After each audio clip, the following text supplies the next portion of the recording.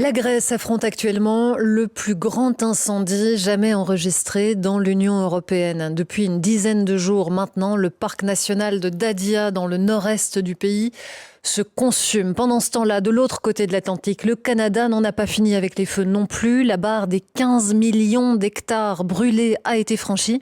C'est une superficie plus grande que la Grèce. Et c'est la pire saison de feu qu'ait jamais connue le pays. Température record, vagues de chaleur intense, incendies dévastateurs. On a vécu une séquence assez inédite cet été. Chaque jour, ou presque, le climat a fait la une de nos journaux. Feux de forêt aux îles Canaries, dôme de chaleur aux États-Unis, canicule dans le sud de l'Europe. Un record de chaleur a été battu en Chine avec une température de plus de 52 degrés. 43 degrés en Sicile, jusqu'à 44 degrés en Grèce. Le Portugal et l'Espagne affrontent une nouvelle vague de chaleur. Alors c'est un peu anxiogène quand on diffuse ça comme ça, je le reconnais, mais on va essayer de décoder ces informations derrière les titres avec nos deux invités.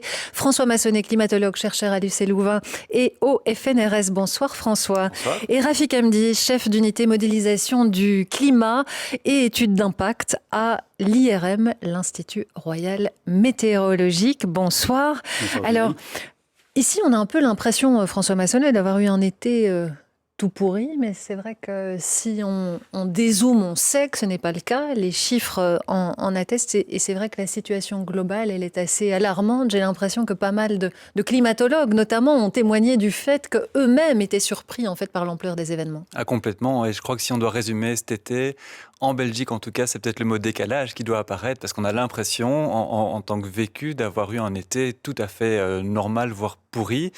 En fait, si on regarde les chiffres sur les températures, on était autour des normes, voire légèrement au-dessus. Donc déjà, on remarque que ces normes sont devenues une sorte d'habituation, sont devenues normales, mais elles changent avec le temps. Et donc, on a oublié ce que c'était un été normal d'il y a 50 ans, première chose.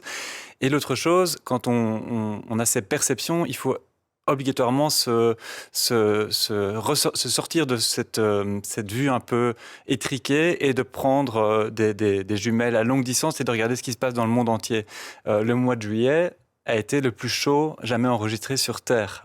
Et on a tendance à l'oublier. Quand on regarde une carte des anomalies de température, on voit du rouge partout. On a eu ces incendies en Grèce, au Canada.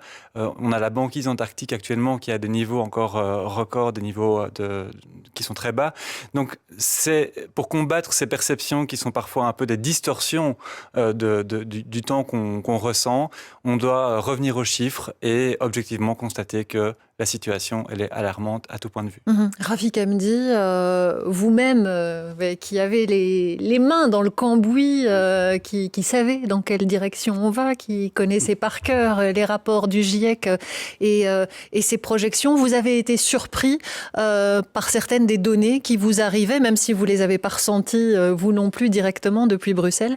C'est vrai. Donc, ici, par exemple, à l'IRM, donc pour cet été, c'est la première fois depuis 1892 que la température minimale n'a pas été en dessous de 10 degrés. Donc c'est pour la première fois où la température minimale, c'est plutôt les températures nocturnes qui sont toujours supérieures à 10 degrés. Donc c'est vraiment un record depuis 1892.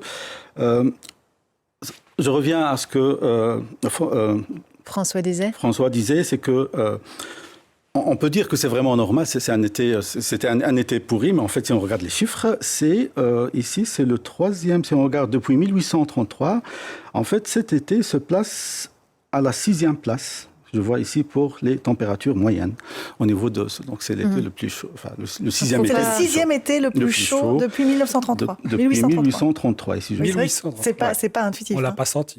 Ouais. On ne le sent pas, mais bon, voilà. Il faut toujours regarder les chiffres. Donc, Mais c'est vrai qu'il y a une forme d'habitude. Et vous le disiez, en fait, on n'est plus surpris par les termes Vague de chaleur, dôme de chaleur, c'est des choses qui sont rentrées en fait comme ça dans notre vocabulaire. Oui, alors il y a quelque chose qui m'a fortement interpellé, c'est cette utilisation dans le vocabulaire maintenant courant, conversationnel, entre amis, dans la famille, de ces termes dôme de chaleur, plume de chaleur.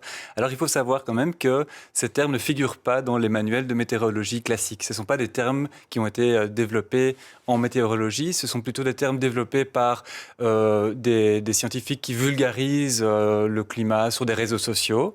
Ils sont pas faux pour autant, parce qu'on a l'avantage avec l'image d'un dôme de chaleur, de cette cloche qu'on vient poser sur l'Europe et qui emprisonne toute une population dans un état de chaleur. Donc c'est intéressant de constater qu'on a... On a vulgarisé ces mots et qu'on fait rentrer des phénomènes qui restent extrêmes, qui étaient jadis un peu exceptionnels. On les fait rentrer dans le vécu collectif, on les fait rentrer dans une forme de normalité aussi. Et ça dit beaucoup, à mon avis, sur cette réalité que maintenant, le changement climatique qui était autrefois extrême est devenu une norme. Ce que nos perceptions disent aussi, c'est qu'en fait, les situations sont très contrastées d'un endroit à l'autre de la planète, même d'un endroit à l'autre du pays. Parce que c'est vrai que quand on parle de réchauffement global, c'est ça qui est compliqué. Quand on parle d'1,5, 2 degrés en plus, ça veut dire quoi concrètement pour moi qui habite à Arlon, pour moi qui habite dans le centre de Bruxelles? Vous travaillez, Rafik Hamdi, précisément sur l'impact du réchauffement climatique dans les villes. Et vous avez publié récemment une étude très intéressante qui dit très concrètement que 1,5 degré de réchauffement, si on arrive à maintenir ce seuil-là, c'est en fait beaucoup plus dans une ville comme Bruxelles, par exemple. C'est quasi 4 degrés quand on habite dans le centre de Bruxelles. Expliquez-nous. En fait, c'était une demande du GIEC, parce que dans le GIEC, on est toujours intéressé par l'aspect global. Donc, si on arrive à limiter, on espère, on arrive à limiter les températures, la température globale moyenne à 1,5 ou à 2 degrés, qu'est-ce que ça veut dire pour une ville comme Bruxelles? Et donc, pour l'instant, les modèles globaux ne nous permettent pas d'avoir cette information. Alors, à l'IRM, on a développé une méthode pour qu'on puisse voir qu'est-ce que ça veut dire pour une ville comme Bruxelles. Donc, on a fait une étude, ce qu'on appelle une descente d'échelle, un peu sophistiquée, on va dire. Et 1,5 à 2 degrés global, ceci veut dire 3,6 à 4,1 en moyenne pour la ville de Bruxelles. Vous voyez, donc on est vraiment... On dépasse largement le Paris Agreement, comme on dit, les accords de Paris.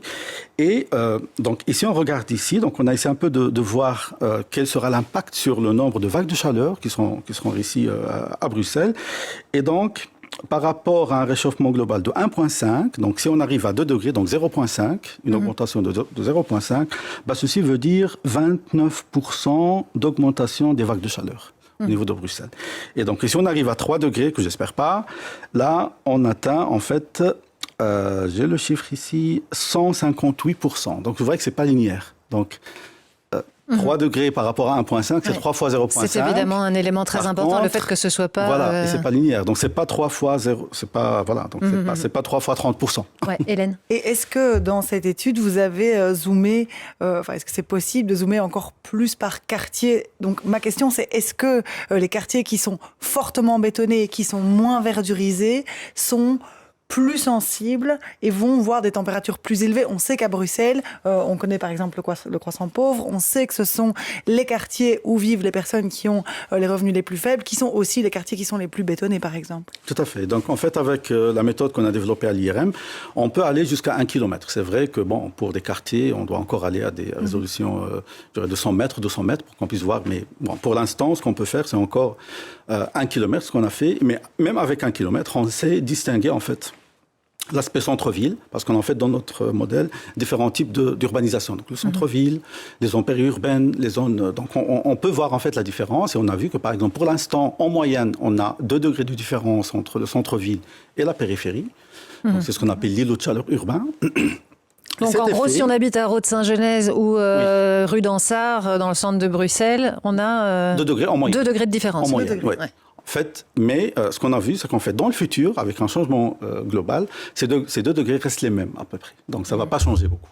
Donc, ça, c'est déjà une information. Ouais. Une question évidemment importante, François Massonnet, sur les causes. Alors partout, On invoque le réchauffement climatique, que ce soit pour expliquer la sécheresse, les incendies, et c'est vrai qu'il n'y a pas vraiment de doute là-dessus. Les températures augmentent, on le voit. Maintenant, vous dites sur les effets dynamiques et ce qui cause les phénomènes météo qui sont à l'œuvre, ça c'est quand même encore assez difficile à comprendre. Oui, ça reste compliqué. Ça peut paraître un petit peu paradoxal parce que quand on fait de l'attribution au niveau global, il n'y a aucun doute sur le fait que l'augmentation en fréquence, en intensité de ces vagues de chaleur est liée au changement climatique. Mais sitôt qu'on plonge dans des régions particulières et qu'on regarde à des échelles de temps un petit peu plus courtes, ça devient compliqué. Alors ce qui est sûr, c'est qu'au fur et à mesure que la température augmente, ce qu'on appelle la température de fond, si vous voulez, si vous augmentez de 2 degrés la température, mécaniquement, vous faites des vagues de chaleur qui sont plus précoces, qui sont aussi plus tardives, qui sont plus longues et qui sont plus intenses, simplement parce que vous avez élevé la température partout de 2 degrés. Mais l'autre ingrédient qu'il faut pour créer un dôme de chaleur qui est en fait qui résulte d'un blocage anticyclonique en météorologie, c'est une dynamique atmosphérique particulière, donc une façon assez particulière dont les vents s'organisent. Et ces blocages atmosphériques, d'une part, on a du mal à détecter s'ils ont une tendance robuste au cours du temps. Est-ce qu'on en a davantage? Et ça, c'est clairement stipulé dans le rapport du GIEC. Et l'autre chose, c'est quelle serait la cause hypothétique d'une augmentation de fréquence de ces événements. Oui, parce qu'on a beaucoup parlé, par exemple, des températures en Arctique qui seraient à l'origine de tous ces mécanismes. On n'a pas de certide là-dessus. Alors, on sait qu'il y a une augmentation différenciée de la température en Arctique par rapport au reste du monde. C'est ce qu'on appelle l'amplification arctique. Il faut quand même noter qu'en été, cette amplification arctique, elle est minimale. En fait, elle est quasiment nulle parce que la température en Arctique en été, elle est contrainte par la température du point de fusion de la glace. On a juste, grosso modo, 0 degré. Donc, il y a très peu d'amplification arctique en été. Donc, ce serait compliqué de l'expliquer sur des vagues de chaleur. Et l'autre chose, c'est que l'Arctique n'est pas seul dans le monde. Il y a aussi une grosse influence des tropiques, donc au niveau plutôt de l'équateur, qui a un effet absolument contraire. C'est-à-dire que l'amplification des températures en altitude dans les tropiques a tendance à renforcer et pas à ralentir les vents d'ouest. Et donc on a ce qu'on appelle un tir à la corde entre 2 régions, les tropiques et l'Arctique, dont l'issue reste incertaine. On entend qu'il y a encore beaucoup de choses à apprendre et à découvrir dans ce domaine des sciences de l'environnement. Vous restez avec nous juste après la pause. On va parler avec Hélène d'un effet une conséquence très concrète du réchauffement climatique, la sécheresse du canal de Panama.